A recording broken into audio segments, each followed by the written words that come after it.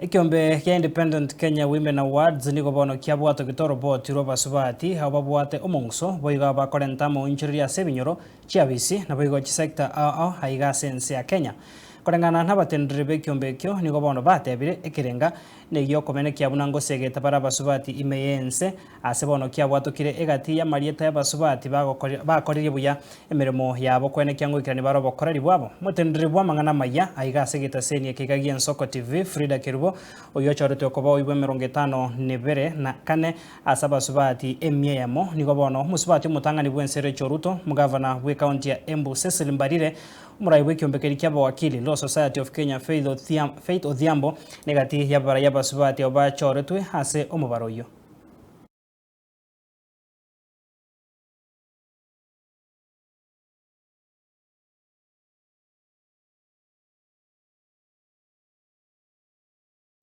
Okay, the equal to 100 women of influence in Kenya 2025, tumesema it's 100 stories, one nation, endless inspiration, whereby we have our First Lady, Mama Rachel Ruto, anongoza the list, followed by Honorable Cecil Mbarire, the Governor Embu County, Honorable Gladys Wanga, Governor Homa Bay. We have Faith Odhiambo, the President LSK. We have Honorable Jerry Mahina, I think Women Rep. We have Reverend Katie Kiuna. We have number 7, Faith Kipiegon. We have Honorable Gadon Wamshomba.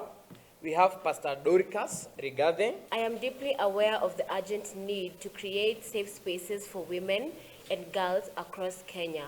Despite progress in legal protections and awareness, gender-based violence remains a persistent challenge in our homes, workplaces, and communities, basically places where are supposed to be considered a safe haven for us. This year, on 7th June, EQUA convened its annual summit and gala, bringing together over 1,000 women from across the country and diaspora.